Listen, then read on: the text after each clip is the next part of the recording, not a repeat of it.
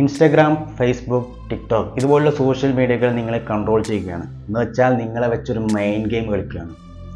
ഞാൻ ഈ പ്രോബ്ലത്തെക്കുറിച്ചല്ല സംസാരിക്കുന്നത്, ഇതിൻ്റെ സൊല്യൂഷൻ 4 സിമ്പിളായ വഴികളിലൂടെ എങ്ങനെ സോഷ്യൽ മീഡിയ അഡിക്ഷൻ ഒഴിവാക്കാം. വീഡിയോ മുഴുവനായിട്ടും കാണുക. Welcome to my YouTube channel. ശരിക്കും നമ്മുടെ ലൈഫ് കൺട്രോൾ ചെയ്യുന്ന ആരാ? ഈ വീഡിയോ കാണുന്നതിൽ ഒരു 8% ആൾക്കാർ മാത്രമേ മുഴുവനായിട്ട് കാണൂ. ബാക്കിയെല്ലാം സ്കിപ്പ് ചെയ്ത് പോകും. കാരണം എന്താ? എൻ്റെ വീഡിയോക്ക് ക്വാളിറ്റി ഇല്ലാത്തതുകൊണ്ടാണോ? അല്ല. കാരണം നിങ്ങൾക്ക് എന്തെങ്കിലും പ്രശ്നം ഉണ്ടായിട്ടാണോ? അല്ല. പിന്നെന്താ? നിങ്ങളുടെ അറ്റൻഷൻ നഷ്ടപ്പെടുന്നു എന്നുള്ളതാണ് ഇതിൽ ഏറ്റവും വലിയ കാര്യം. നമ്മുടെ മൊബൈൽ നമ്മുടെ ശത്രുവാനുള്ള പ്രധാന കാരണം അറിയോ?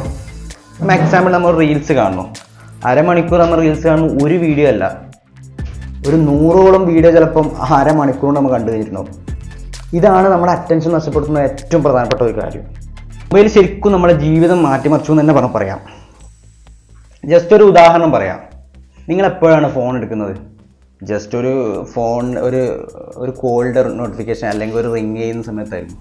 പക്ഷേ ഒരു മെസ്സേജോ ഒരു കോളോ വരുമ്പോഴാണ് നിങ്ങൾ ഫോൺ എടുക്കുന്നത്. ഇവിടെ രണ്ടും കോമൺ ആയ ഒരു കാര്യമുണ്ട്. എന്താ? അവിടെ ഒരു മനുഷ്യനെ നമ്മളെ കോണ്ടാക്ട് ചെയ്യാൻ ശ്രമിക്കുന്നു. ശരിയല്ലേ? ഈ കാണുന്ന ടെക്നോളജിയിൽ ഉണ്ടാക്കിയ എന്തിനു വേണ്ടിയാ? മനുഷ്യൻ്റെ ബന്ധം വളരെ സുഗമമാക്കി എടുക്കാൻ വേണ്ടിയിട്ടാണ്, അല്ലേ? മനുഷ്യന് തമ്മിൽ ബന്ധപ്പെടാൻ വേണ്ടിയിട്ടാണ്. പക്ഷെ ഇപ്പം അങ്ങനെയാണോ? അല്ല. അൽഗോരിതമാണ് നമ്മളെ ഫോൺ കൺട്രോൾ ചെയ്യുന്നത്. എനിക്ക് വിശ്വാസം വരുന്നില്ല. ടെക്നോളജിയാണ് നിങ്ങളെ ഫോൺ കൺട്രോൾ ചെയ്യുന്നത്. ജസ്റ്റ് വേണമെന്ന് ട്രൈ ചെയ്ത് നോക്കാം. നിങ്ങൾ ഈ വീഡിയോ ജസ്റ്റ് ഒന്ന് പോസ് ചെയ്യുക. എന്നിട്ട് നിങ്ങൾ മൊബൈലിലെ നോട്ടിഫിക്കേഷൻ ബാറിൽ വരുന്ന എല്ലാ നോട്ടിഫിക്കേഷനും ജസ്റ്റ് ക്ലിയർ ആക്കുക. എന്നിട്ട് ഈ വീഡിയോ അവസാനിച്ച ശേഷം വന്ന് നോക്കുക. ആ നോട്ടിഫിക്കേഷൻ ബാറിൽ ഒരുപാട് നോട്ടിഫിക്കേഷൻ വരുന്നുണ്ടാവും. ബാങ്കിൻ്റെ, ഇൻസ്റ്റാഗ്രാമിൻ്റെ, അങ്ങനെ പലതിൻ്റെ, ഫുഡ് ഡെലിവറി ആപ്പിൻ്റെയോ പലതും. എന്ന് വെച്ചാൽ അവരൊക്കെ നിങ്ങളെ അറ്റൻഷന് വേണ്ടി വെയിറ്റ് ചെയ്യുകയാണ്. നമ്മുടെ ഫോണിൽ എപ്പോൾ ഒരു നോട്ടിഫിക്കേഷൻ അല്ലെങ്കിൽ റിങ് വരുമ്പോഴും നമ്മൾ പെട്ടെന്ന് പോയി ഫോൺ എടുക്കുന്നതുകൊണ്ടാണ്. നമ്മൾ ആരോ മനുഷ്യർ നമ്മളെ കോണ്ടാക്ട് ചെയ്യുന്നു എന്നത് നമ്മുടെ തോന്നൽ കൊണ്ടാണ്. ശരിക്കും അങ്ങനെയാണോ? അല്ല. നമ്മുടെ ഫോൺ ഇപ്പോൾ അൽഗോരിതമാണ് കൺട്രോൾ ചെയ്തിട്ടുണ്ട്, അവരെ കൈയടക്കിയിരിക്കുന്നത്. അതുകൊണ്ട് തന്നെ ലോകം ഫുൾ ഡിസ്ട്രാക്റ്റഡ് ആണ്. എന്ന് വെച്ചാൽ ശ്രദ്ധക്കുറവ്, അശ്രദ്ധരാണ്, അല്ലെങ്കിൽ ശ്രദ്ധയില്ലാത്തൊരവസ്ഥയിലേക്ക്, ഫോക്കസ് ഇല്ലാത്തൊരവസ്ഥയിലേക്കാണ് പോകുന്നത്. ശരാശരി ഒരു ദിവസം 4000 പ്രാവശ്യം നമ്മൾ ഫോൺ ടച്ച് ചെയ്യുന്നുണ്ടെന്നാണ് കണക്കുകൾ പറയുന്നത്. നമ്മൾ ഈ ഫോണിൽ പിടിച്ചു നിർത്തുന്നത് ഇതാണ്. നമുക്ക് കിട്ടുന്ന ആ സമയത്ത് നമുക്ക് കിട്ടുന്ന ഡോപ്പമീനാണ്. ജസ്റ്റ് നിങ്ങളൊന്നൊരു ഇമാജിൻ ചെയ്യുക. ജസ്റ്റ് ഒരു മെഷീനിൽ ഒരു ബട്ടൺ പ്രസ് ചെയ്താൽ നിങ്ങൾക്ക് 5 രൂപ കിട്ടും. അപ്പോൾ നിങ്ങൾ ഹാപ്പി ആവും. അപ്പോൾ നിങ്ങളെ ബ്രെയിൻ എന്താക്കും? ഡോപ്പമീൻ റിലീസ് ചെയ്യും. അപ്പോൾ നിങ്ങൾ സന്തോഷമാവും. ഇതിങ്ങനെ തുറന്നുകൊണ്ടിരിക്കുന്നു. ഓരോ ദിവസവും ഞാൻ പോകുന്നു, ആ മെഷീനിൽ പ്രസ് ചെയ്യുന്നു, 5 രൂപ ആകുന്നു. അപ്പോൾ എന്തായി? നമുക്കിത് റിപ്പീറ്റ് ചെയ്തുകൊണ്ടിരിക്കും. ജസ്റ്റ് ഒരു സൈക്കിൾ പോലെയാണ് ഇത്. എങ്ങനെയാണെന്ന് വെച്ചാൽ ആക്ഷൻ, എക്സ്പെക്റ്റേഷൻ, റിവാർഡ്, ഡോപ്പമീൻ. ഇതിങ്ങനെ ഈ സർക്കിളിൽ ഇങ്ങനെ പോയിക്കൊണ്ടേയിരിക്കും. അങ്ങനെ എന്തായി? നമ്മളങ്ങനെ പ്രസ് ചെയ്യുന്നു, 5 രൂപ എടുക്കുന്നു, അന്നേരം നമുക്ക് സന്തോഷം ഉണ്ടാകുന്നു. അങ്ങനെ 100ാമത്തെ പ്രാവശ്യം നമ്മൾ ബട്ടൺ പ്രസ് ചെയ്തപ്പോൾ 5 രൂപക്ക് വരെ 500 രൂപ കിട്ടി. അപ്പോൾ നമ്മളെ സന്തോഷം എന്തായി? ഭയങ്കര സന്തോഷമായിരിക്കും. ഭയങ്കര ഡോപ്പമീനൊക്കെ വളരെ റിലീസ് ചെയ്യും. ഈ 101ാമത്തെ പ്രാവശ്യം നമ്മൾ പ്രസ് ചെയ്തപ്പോൾ 5 രൂപ കിട്ടിയില്ലോ. അപ്പം നമ്മൾ സന്തോഷം ഉണ്ടാവുമോ? ഇല്ല. കാരണം എന്താ? നമ്മുടെ എക്സ്പെക്റ്റേഷൻ എത്രയാണ്? 500 രൂപയാണ്. കിട്ടിയ എത്രയാ? 5 രൂപ.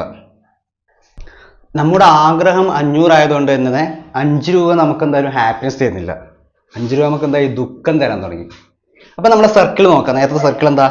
Action, expectation, reward, dopamine. ഇതിലേക്ക് നമുക്ക് ഒന്നും കൂടി ആഡ് ചെയ്യേണ്ടതായിട്ട് വരും. കാരണം എന്താ? നമ്മളിത് മൊത്തം ഈ സർക്കിളിന് അത് ഡാമേജ് വന്നില്ലേ? ഡോപ്പമീൻ റിലീസ് ആകുന്നില്ല.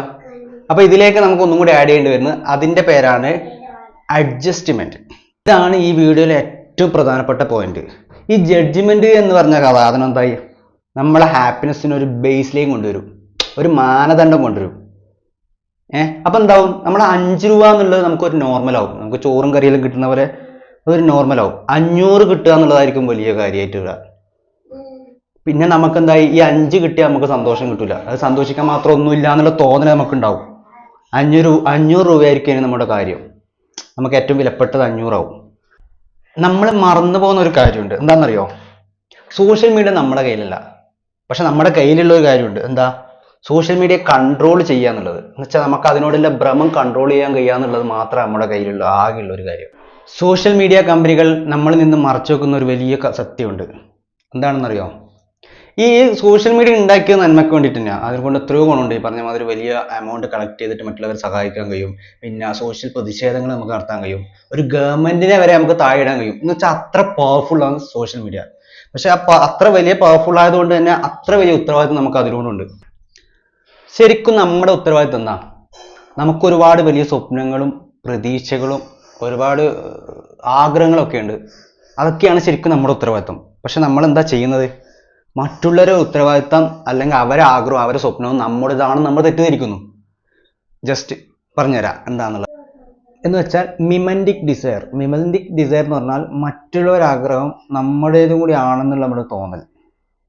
എന്നുവെച്ചാൽ അനുകരണ മോഹം എന്ന് വേണം പറയാം. ശരിക്കും പറഞ്ഞാൽ അനുകരണ മോഹം. മറ്റുള്ള അവർക്ക് കിട്ടിയ പല ഹാപ്പിനെസ് കിട്ടിയ സ്ഥലവും എൻ്റെതും കൂടി അത് ഞാനക്കും അതേ ഹാപ്പിനെസ് കിട്ടുന്നില്ല നമ്മളത് തോന്നൽ. ഇതാണ് നമ്മളെ ഏറ്റവും വലിയ പ്രശ്നം എന്ന് പറയുന്നത്. ശരിക്കും നമ്മളൊക്കെ ഒരു സാമൂഹ്യ ജീവിയാ അല്ലേ? സമൂഹത്തിൽ നമ്മൾ ജീവിക്കുന്നവരാ. അപ്പൊ നമ്മൾ വർഷങ്ങൾക്ക് മുമ്പ് എങ്ങനെയാ ഗോത്രങ്ങളായിരുന്നു. പല ഗോത്രങ്ങളായിരുന്നു. നമ്മൾ പണ്ട് കാട്ടിൽ നമ്മൾ താമസിക്കുന്ന സമയത്ത് പല ഗോത്രങ്ങളായി താമസിച്ചു. അപ്പൊ അവർ തമ്മിൽ ഭയങ്കര മൂല്യങ്ങൾ കൈമാറിയിട്ടുണ്ട്. മൂല്യങ്ങൾ കൈമാറുന്ന പറഞ്ഞാൽ അങ്ങനെ വേട്ടയാടാം, എങ്ങനെ സമൂഹത്തിൽ ജീവിക്കാം, അങ്ങനെ പല മൂല്യങ്ങളും പരസ്പരം കൈമാറിയിട്ടുണ്ട്. ഇപ്പോ ആ ഗോത്രങ്ങൾ എന്ന് പറയുന്നത് എന്താ? നമ്മുടെ ഫാമിലി, സൊസൈറ്റി, ഈ ഫ്രണ്ട്സ്, നമ്മുടെ ചുറ്റുപാട് നമ്മളെ ഇപ്പോഴത്തെ ഗോത്രം എന്ന് പറയുന്നത്. അപ്പൊ അവരെ പല മൂല്യങ്ങളും നമ്മൾ എന്താക്കും നമ്മളിലേക്ക് അടിച്ചേൽപ്പിക്കുന്നുണ്ട്. ഫോർ എക്സാമ്പിളിന് എനിക്കൊരു 4-5 വർഷം മുമ്പ് എൻ്റെ വലിയ മോഹമായിരുന്നു കാറ് എന്ന് പറഞ്ഞത്. പക്ഷെ ഞാൻ കാറ് വാങ്ങിയപ്പോഴാണ് മനസ്സിലായത് അതല്ല ശരിക്കും എൻ്റെ ഡിസയർ അല്ലെങ്കിൽ എൻ്റെ മോഹവും ആഗ്രഹവും അതല്ല എന്നുള്ളത് ഞാൻ തിരിച്ചറിഞ്ഞു വന്നരാ. അപ്പൊ പല കാര്യങ്ങളും തന്നെ സമൂഹം നമ്മളിലേക്ക് അടിച്ചേൽപ്പിക്കുന്നു. നമ്മുടെ മൈൻഡ് എന്ന് പറയുന്നത് വളരെ ചെറുതാണ്, വളരെ സ്പേസ് പറഞ്ഞ സ്ഥലമാണ്. പക്ഷെ നമ്മളെ ചിന്തകൾ എന്ന് പറഞ്ഞാൽ വള്ളിമിട്ട് അത്രയും വലിയ ചിന്തകളാണ്. അപ്പൊ ഈ ചിന്തകൾ ആ തലച്ചോറിൽ അല്ലെങ്കിൽ ആ മൈൻഡിൽ ഉൾക്കൊള്ളാൻ കഴിയുന്നില്ല. അപ്പൊ ഒന്ന് സംഭവം ഈ നമ്മുടെ ചിന്തകൾക്കും ആഗ്രഹങ്ങൾക്കും എന്തായി ആയുസ് കുറവായിരിക്കും. കാരണം ഇവർക്ക് ഈ മത്സരിക്കേണ്ടി വരും. ഈ മനസ്സ് അല്ലെങ്കിൽ ഈ മൈൻഡിൽ പിടിച്ചു വെക്കാൻ വേണ്ടി അവർ മത്സരിക്കേണ്ടി വരും. അപ്പൊ പലരും എന്തായി ഇല്ലാതാകും. എന്ന് വെച്ചാൽ പല സ്വപ്നങ്ങളും ആഗ്രഹങ്ങളും ഒക്കെ ഇല്ലാതാവും. നമ്മുടെ മനസ്സെന്ന് പറയുന്നത് ഇപ്പൊ ഇങ്ങനെയാണ്. എന്ന് വെച്ചാൽ സമയം ലിമിറ്റഡ് ആണ്, സ്പേസ് ലിമിറ്റഡ് ആണ്, പക്ഷെ ചിന്തകളും ആഗ്രഹങ്ങളും അൺലിമിറ്റഡ് ആണ്. ഇപ്പോഴത്തെ നമ്മുടെ പ്രശ്നം എന്ന് പറയുന്നത് നമ്മൾ ചിന്തകൾക്ക് ആഗ്രഹങ്ങൾക്ക് പിന്നിൽ ഇങ്ങനെ ഓടുകയാണ്. നമ്മുടെ ചിന്തകൾക്കും ആഗ്രഹങ്ങൾക്കും കൂടെ നമ്മൾ ഓടുകയാണ്. പക്ഷെ അവർ ശരിക്കും ആ ചിന്തയും മറ്റേ ആഗ്രഹങ്ങളൊക്കെ എവിടെയൊക്കെ പോകുന്നു പോലും നമുക്കറിയുന്നില്ല. നമ്മൾ അതിൻ്റെ പിറകെ ഇങ്ങനെ ഓടുന്നു. ആരെങ്കിലും നിങ്ങളോട് പറയും അവിടുന്ന് അവിടുത്തെ നല്ല ഭക്ഷണമാണ്, അവിടെ പോയി ഭക്ഷണം കഴിക്കും, നമുക്കത് ഇഷ്ടപ്പെടില്ല. ഇപ്പൊ ബ്ലോഗർമാരെല്ലാം കാണില്ലേ, അവരടുത്തേക്ക് നല്ല അടിപൊളി ഭക്ഷണം പറയും, അത് നമ്മളെ ആഗ്രഹമായിട്ട് നമ്മളവിടെ പോകും, നമുക്ക് ആ ഭക്ഷണം ഇഷ്ടപ്പെടില്ല. ഒരാൾ പറയുന്നത് ജീൻസ് ഇട്ടാൽ അല്ലെങ്കിൽ ഈ ഡ്രസ്സ് ഇട്ടാൽ നിനക്ക് നല്ല ചേരും, അത് ചെയ്യുന്നു. അപ്പൊ നമുക്ക് ശരിക്കും പറഞ്ഞാൽ നമുക്കൊരു തീരുമാനമോ നമുക്കൊരു സ്വപ്നമോ നമ്മളൊരു ആഗ്രഹങ്ങളൊന്നും അല്ല നടക്കുന്നത്. സമൂഹം എന്താ അടിച്ചേൽപ്പിക്കുന്നത് അത് നമ്മുടെ ഭാഗമായി മാറിയിരിക്കുന്നു. ഇപ്പൊ സോഷ്യൽ മീഡിയന്റെ പ്രോബ്ലംസിനെ കുറിച്ചാണ് പറയുന്നത്. അതിങ്ങനെ പ്രോബ്ലം ഇങ്ങനെ പറഞ്ഞിട്ട് കാര്യമില്ല, നമുക്കതിന് സൊല്യൂഷനിലേക്ക് എത്താം. നമ്മൾ ആദ്യം ചെയ്യേണ്ടതെന്ന് വെച്ചാൽ ഈ സോഷ്യൽ മീഡിയ നമ്മളൊരു ഭക്ഷണത്തെ പോലെ കാണണം. പക്ഷെ എന്ത് കഴിക്കുന്നു, എങ്ങനെ കഴിക്കുന്നു എന്നതിലാണ് നമ്മൾ ആരോഗ്യമുള്ളത്. അതുപോലെ തന്നെ സോഷ്യൽ മീഡിയ എങ്ങനെ ഉപയോഗിക്കുന്നു എന്ന പോലെ ഇരിക്കും നമ്മുടെ ലൈഫിനെ അത് എത്രത്തോളം ബാധിക്കും എന്നുള്ളത്. ടെക്നോളജി നമ്മളാണ് ഉപയോഗിക്കേണ്ടത്, അല്ലാണ്ട് ടെക്നോളജി നമ്മൾ ഉപയോഗിക്കരുത്.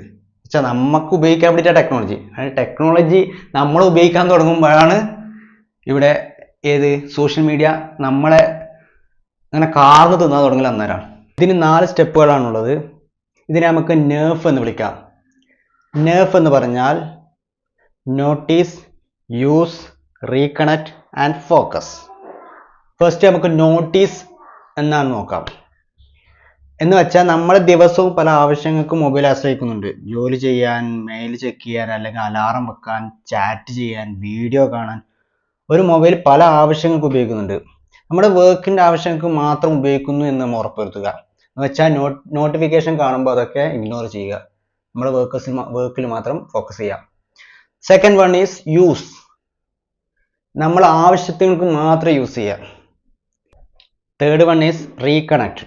എന്ന് വെച്ചാൽ നമ്മളെ മൊബൈൽ നമ്മുടെ ശത്രുവല്ല. നമുക്ക് ഒരുപാട് കാര്യങ്ങൾ ചെയ്തു തരുന്ന സാധനമാണ് മൊബൈൽ. നമ്മുടെ ഫ്രണ്ട്സോട് സംസാരിക്കാൻ, ദൂരെയുള്ള ഫ്രണ്ട്സോട് സംസാരിക്കാൻ, ഈ ലൈഫ് ഇത്ര ഈസി ആക്കിയത് ഈ ടെക്നോളജിയൊക്കെ കാരണം.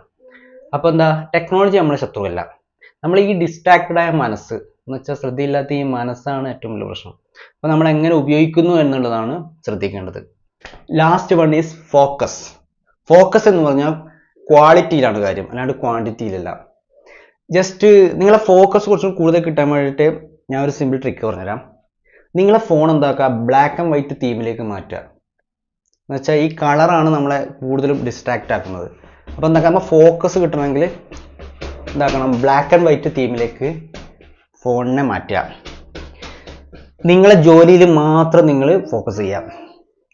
മൊബൈൽ ഒരു ശത്രുവല്ല, നമ്മൾ ഉപയോഗിക്കുന്ന നമ്മളെ രീതി കൊണ്ടാണ് അത് നമ്മുടെ ശത്രുവായി വരുന്നത്. Okay, by.